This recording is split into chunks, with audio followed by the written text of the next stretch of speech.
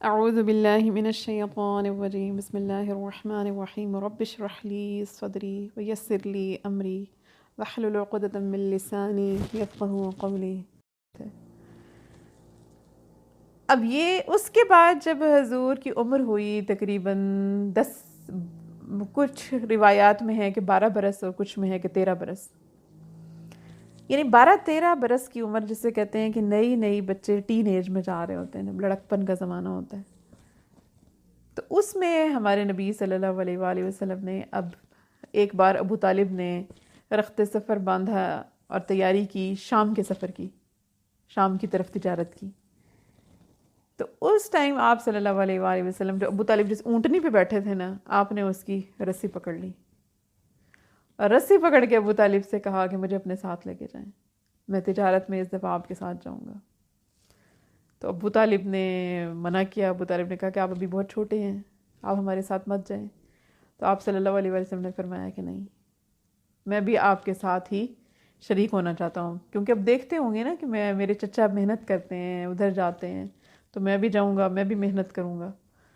تو آپ نے بہت زیادہ اصرار کیا، اور اینڈ میں لکھا ہوا ہے کچھ کتابوں میں کہ آپ نے یہ کہا، نہ میری کوئی ماں ہے نہ میرا باپ، تو آپ مجھے اپنے ساتھ لے کے جائیں، آپ مجھے کس کے پاس چھوڑ کر جا رہے ہیں۔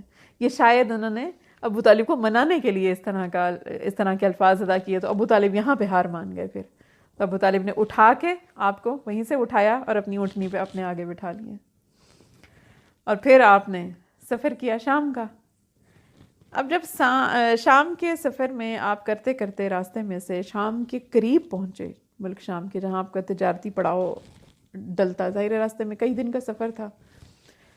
جب ملک شام کے قریب پہنچے آپ، تو کہتے ہیں شام کے قریب ایک عیسائیوں کی ایک خانقاہ تھی بنی ہوئی۔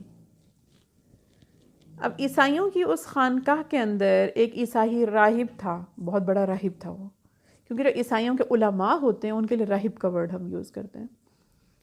تو وہ عیسائی عالم تھا، اور یہ لکھا ہے تاریخ میں کہ جس طرح حضرت عیسیٰ علیہ السلام کے جو حواری تھے، جو ان کے دوست تھے، خاص صحابی دوست کہہ سکتے ہیں، صحابی تو ہم آپ صلی اللہ علیہ وسلم کے دوستوں کے لیے استعمال کرتے ہیں، حضرت عیسیٰ کے دوستوں کے لیے ہم حواری کا ورڈ استعمال کرتے ہیں۔ تو ان کے حواریوں کو اللہ تعالیٰ نے کچھ خاص علم بھی عطا کیا تھا، اور وہ علم نسل دل نسل چلتا چلتا وہ پہنچا تھا اس عیسائی راہب تک جس کا نام تھا بحیرہ راہب، آپ نے سنا ہوگا۔ وہ بحیرہ جو تھا وہ اس خانقاہ میں رہتا تھا جس کے قریب جا کے اس مکہ کے اس قافلے نے پڑاؤ ڈالا۔ اب کیونکہ ان کا تو پیشہ ہی تجارت تھا، اور یہ ہمیشہ اسی راستے سے گزرا کرتے تھے، اور وہ جو عیسائی راہب تھا انہوں نے اس کو کبھی باہر نکلے ہوئے نہیں دیکھا، بس سنتے تھے کہ یہاں پہ ایک عیسائی راہب رہتا ہے، لیکن یہ جب بھی کبھی گزرے وہ کبھی ان سے ملنے کے لیے نہیں آیا، اور کبھی ان کے کوئی زیادہ ملاقات نہیں ہوئی اس قافلے کی۔ اچھا، اس مرتبہ یہ ہوا کہ کیونکہ حضور ساتھ تھے، اس نے اپنی خانقاہ میں سے کہتے ہیں کھڑکی میں سے دیکھا، یا پتہ نہیں کہاں سے اس کو نظر آیا کہ یہ بچہ جہاں سے چلتا ہے اس کے اوپر بادل کا ایک ٹکڑے نے سایہ کیا ہوا ہے۔ اور حضور چلتے چلتے وہاں پہ ایک درخت تھا جس کے نیچے اس قافلے نے، یا شاید وہاں پہ قافلے کے لوگ ویسے ہی بیٹھنے کے لیے اس درخت کے سائے میں بیٹھے۔ تو حضور صلی اللہ علیہ وآلہ وسلم جب وہاں پر پہنچے تو کہتے ہیں وہ جہاں جہاں درخت کا سایہ تھا وہاں پر لوگ آلریڈی بیٹھے ہوئے تھے، اور سایہ ختم ہو چکا تھا، سائے والی کوئی جگہ نہیں تھی۔ تو حضور کو دھوپ میں جگہ ملی تو حضور وہاں پہ بیٹھ گئے۔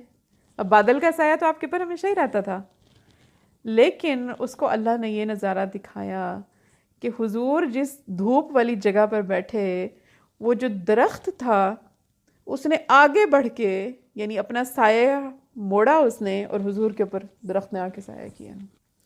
جب اس نے یہ نظارہ دیکھا تو وہ ٹھٹک گیا نا کہ یہ عام بات نہیں ہے، کیونکہ ویسے تو نارملی انسان مشاہدہ ہی نہیں کرتا نا ان چیزوں کا۔ یہ رب کی خاص رحمت ہوتی ہے کہ بعض وقت اللہ تعالیٰ آپ کے آنکھوں کے سامنے سے پردے ہٹاتے ہیں کچھ چیزوں کو افشاں کرنے کے لیے۔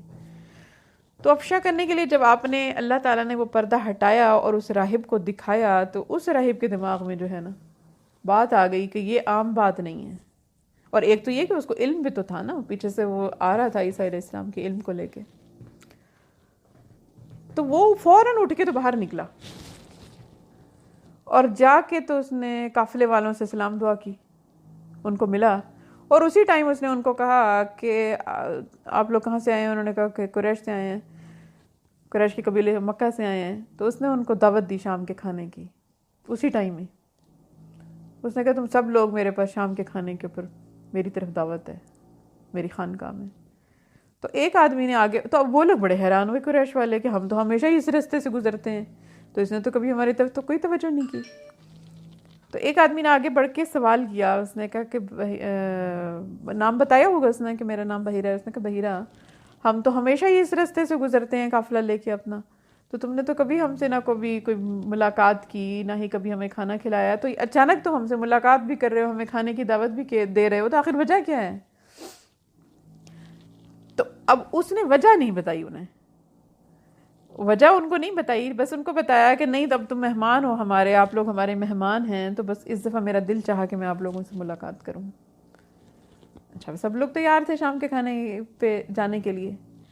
جب شام ہوئی تو سب لوگ اس کی دعوت پر گئے، بحیرہ راہب کی خانقاہ میں گئے، یا اس کے جہاں پر بھی اس نے دعوت دی ہوگی. اب اس کے دماغ، جب سے اس نے حضور کو دیکھا تھا، اس کے دماغ میں مسلسل بات چل رہی تھی کہ کہیں یہ کون سی ہستی ہے، یہ وہ چیک کرنا چاہتا تھا کہ یہ بچہ کون ہے، یہ اس کے والدین کون ہیں، اور یہ کیا معاملات ہیں اس کے ساتھ، جس کی وجہ سے اس نے اصل میں ان کو دعوت دی پورے قافلے کو. اب وہ انتظار کر رہا تھا اس ایک بچے کا، اس کو اور کوئی اشتیاق نہیں تھا کہ وہ باقی قافلے کے ساتھ ملے، کیونکہ ان کو تو بلانا مجبوری تھی نا، اس نے بہانے سے بلایا ان کو. اب اس کی مسلسل نظریں لگی ہوئی تھیں کہ وہ بچہ جلدی آئے اور میں اس سے پوچھوں، وہ جلدی آئے اور مجھے کچھ پتہ چلے، کچھ حالات مجھے پتہ چلیں. اب جب سب لوگ آنا شروع ہوئے، جو مہمان تھے جن کو وہ دعوت دے کے آیا تھا، اب سب لوگ آ رہے ہیں اور اس کو بچہ نہیں نظر آ رہا. اب وہ بڑا پریشان کہ جس بچے کی خاطر دعوت دی ہے وہ بچہ تو آیا ہی نہیں، تو باقی لوگ آ رہے ہیں کھانے کے لیے. آخر اس نے کہا کہ اب ڈائریکٹ پوچھ بھی نہیں سکتا تھا کہ وہ بچہ کدھر ہے، تو اس نے پوچھا قافلے والوں سے کہ کیا آپ سب لوگ آئے ہیں؟ اینڈ میں سب لوگ آ گئے، لیکن ہمارے حضور اس کو نظر نہیں آئے. جب سب لوگ آ کے بیٹھ گئے، اس نے کہا آپ سب لوگ آئے ہیں، کسی کو چھوڑ کے تو نہیں آئے آپ پیچھے؟ تو ابو طالب نے کہا کہ ہاں ہم ایک بچے کو پیچھے چھوڑ آئے ہیں اونٹوں کی اور خیمے کی حفاظت کے لیے، تو باقی ہم لوگ آ گئے ہیں، تو کوئی مسئلہ نہیں ہے، ہم اس کا کھانا لے جائیں گے. نہیں، یہ نہیں کہا کہ اس کا کھانا لے جائیں گے، بس وہ ہمارے پیچھے ہے، اتنا بتایا انہوں نے. تو اس نے کہا یہ کیسی بات کر رہے ہو آپ، میں نے پورے قافلے والوں کو دعوت دی ہے، یہ میری شان کے خلاف ہے کہ آپ ایک بچے کو پیچھے چھوڑ آئے ہو. اس کو بلاؤ. تو ابو طالب نے کہا نہیں کوئی بات نہیں، وہ میرا بیٹا ہے، تو اگر ایسا ہی ہے دعوت کی بات ہے تو ہم اس کا کھانا لے جائیں گے، تو کوئی مسئلہ نہیں ہے، باقی ہم سارے آ چکے ہیں.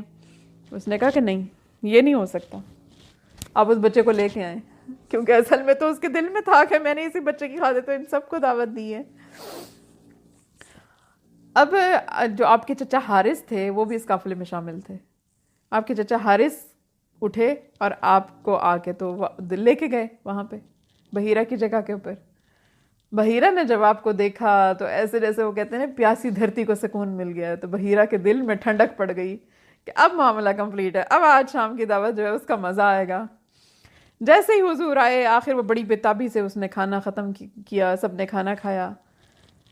تو اس کے بعد اس نے حضور کو بلایا اپنے پاس. اس نے کہا اگر ابو طالب اگر آپ مجھے اجازت دیں، یہ کس کا بیٹا ہے؟ انہوں نے کہا ابو طالب کا. ابو طالب اگر آپ مجھے اجازت دیں تو میں اس بچے سے کچھ سوال کرنا چاہتا ہوں. تو حضور کو جب اس نے اپنے پاس بلایا، بڑی غور سے دیکھتا رہا سارا ٹائم حضور کو، آپ کے عادات، آپ کے اطوار، آپ کے طریقے، ہر چیز پہ اس نے نظر رکھی ہوئی تھی.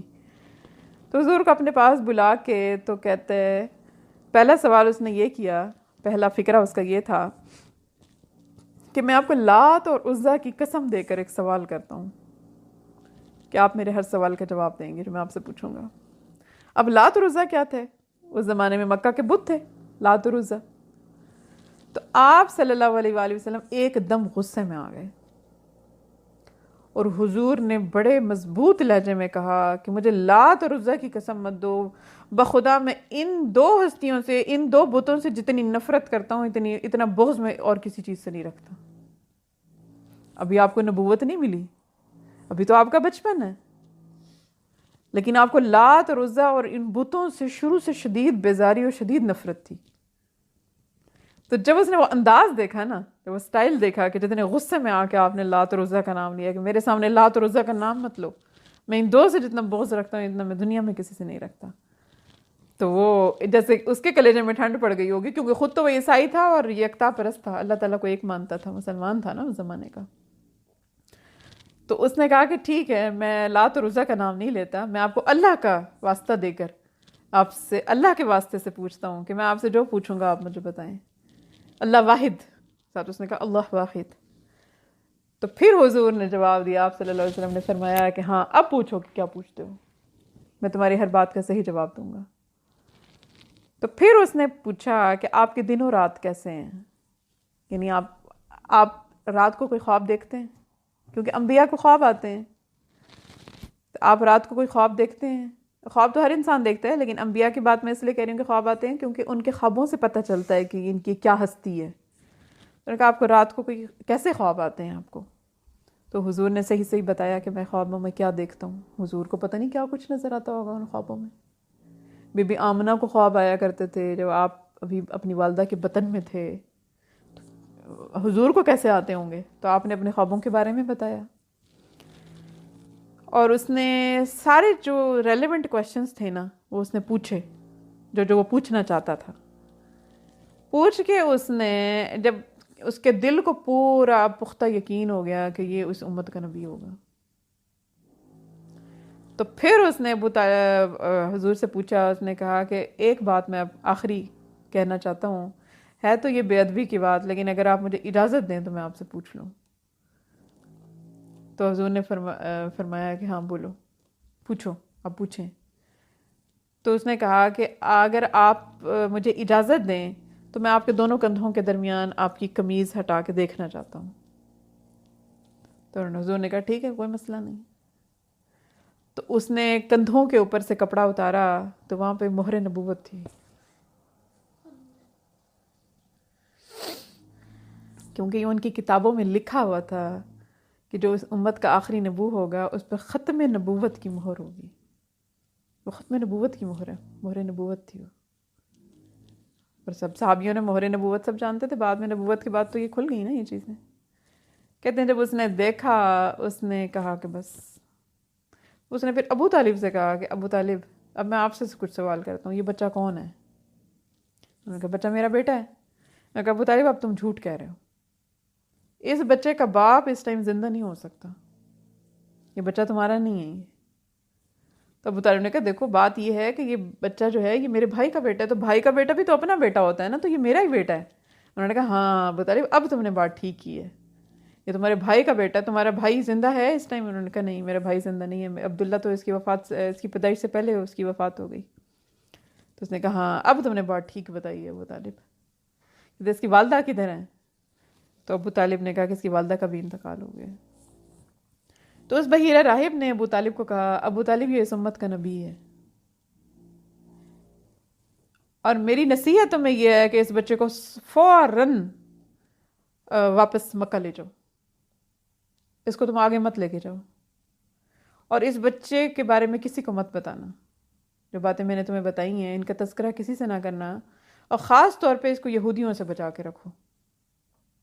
اگر تم اس کو شام لے کے گئے، ہو سکتا ہے شام میں یہودی رہتے ہوں اس ٹائم، اگر تم اس کو شام لے کے گئے تو وہاں پہ یہودی بھی رہتے ہیں اور وہ اس کو یقیناً ضرر پہنچائیں گے، کیونکہ اس کو پتہ تھا نا حضرت عیسیٰ علیہ السلام کے پیچھے بھی تو یہودی لگے ہوئے تھے نا، آپ کو مارنے کی کوششیں کون کر رہا تھا؟ تو اس نے کہا کہ اس کو فوراً مکہ واپس بھیجو اور اس کو اپنے ساتھ مت لے کر جاؤ آگے۔ تو ابو طالب جو تھے وہ تھوڑا سا ڈر بھی گئے جب اس نے یہ باتیں کی، اور اس نے پورے یقین سے کہا کہ یہ نبی ہے اس امت کا،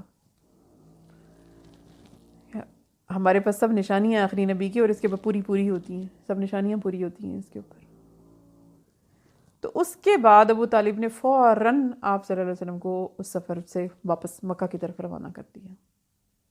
کچھ روایات میں ہے کہ حضرت ابو بکر کے ساتھ آپ کو روانہ کیا، لیکن حضرت ابو بکر تو آپ صلی اللہ علیہ وسلم سے عمر مبارک میں 2 برس چھوٹے تھے، تو حضرت ابو بکر کے ساتھ نہیں بھیجا۔ ہاں یہ ہو سکتا ہے کہ واپسی کے سفر میں ابو بکر بھی شریک ہوں، تو وہاں سے پھر آپ واپس آ گئے، اور ابو طالب، ایک روایت تو یہ ہے کہ ابو طالب آپ کو لے کے ہی واپس چل پڑے، اور کچھ روایتوں میں ہے کہ ابو طالب خود تو سامان سفر تجارت لے کر آگے چلے گئے، لیکن آپ نے اپنے باقی ساتھیوں میں سے کچھ کی ڈیوٹی لگائی کہ حضور کو واپس بحفاظت لے کر مکہ پہنچ جائیں.